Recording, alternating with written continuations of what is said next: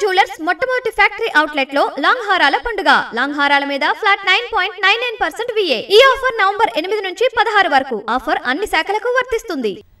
ఢిల్లీలోని ఎర్రకోట సమీపంలో పేలుడు కేసులో విస్తుపోయే విషయాలు వెలుగులోకి వస్తున్నాయి. దేశవ్యాప్తంగా 4 నగరాల్లో పేలుళ్లకు కుట్ర పన్నిన నిందితులు బాంబులు పెట్టేందుకు 32 పాత వాహనాలు కొన్నట్టు తెలిసింది. కుట్ర సందేశాలు పోలీసులు నిఘా వర్గాలు గుర్తించకుండా స్విస్ యాప్ త్రీమాను నిందితులు వాడినట్టు వెల్లడైంది. పేలుడు కేసు దర్యాప్తును ముమ్మరం చేసిన పోలీసులు మరో 2 అరెస్టు చేశారు.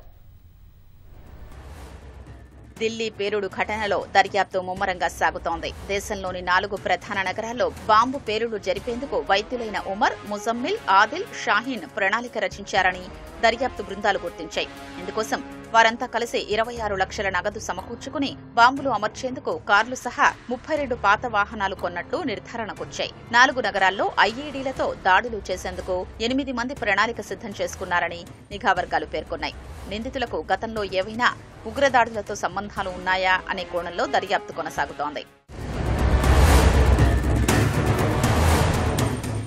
ఢిల్లీలో పేలుడుకు కారణమైన కారును నడిపిందే డాక్టర్ ఉమర్ నబీ అని DNA పరీక్షల్లో తేలింది. పేలుడుకు ముందు ఫరీదాబాద్ నుంచి కారులో బయలుదేరిన నబీ ఎక్కడెక్కడికి వెళ్లాడో తెలుసుకునేందుకు 50కి పైగా సీసీ కెమెరాల ఫుటేజీని పరిశీలించారు.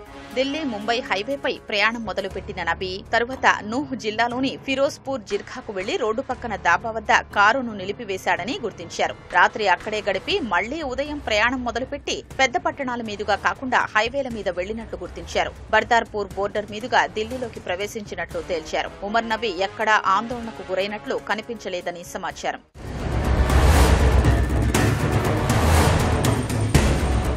పేలుళ్లతో సంబంధం ఉన్న I-20 కారు తునాతునకలైపోగా ఎర్రని ఫోర్డ్ ఎకో స్పోర్ట్స్ కారు వేరే చోట లభ్యమైంది. మూడోదైన మారుతి బ్రెజా కారు ఫరీదాబాద్లోని అల్ఫలా విశ్వవిద్యాలయంలో గుర్తించారు. ఫరీదాబాద్ సహా పలు నగరాల్లో పోలీసులు సోదాలు చేస్తున్నారు. అల్ఫలా విశ్వవిద్యాలయంలో ఫోరెన్సిక్ ఆడిట్ నిర్వహించాలని కేంద్రం ఆదేశించింది. ఇప్పటికే ఆ విశ్వవిద్యాలయానికి వస్తున్న నిధులపై ఈడీ విచారణకు కూడా ఆదేశాలు జారీ చేసింది. Association of Indian universities Al-Falah university సభ్యత్వాన్ని రద్దు చేసింది. పేలుడు కేసు దర్యాప్తు పురోగతిపై కేంద్ర హోంమంత్రి అమిత్ షా మరోసారి సమీక్షించారు. ఢిల్లీలో పేలుడు ఘటనకు సంబంధించి తాజాగా మరో 2 పోలీసులు అరెస్టు చేశారు. ఉత్తరప్రదేశ్లోని హాపూర్లో జీఎస్ వైద్య కళాశాల సహాయ ఆచార్యుడు డాక్టర్ షారూక్ ను ఢిల్లీ పోలీసులు, కాన్పూర్లో వైద్య విద్యార్థి డాక్టర్ మహమ్మద్ ఆరిఫ్ మీర్ ను యూపీ ఉగ్రవాద వ్యతిరేక దళం అదుపులోకి తీసుకుంది.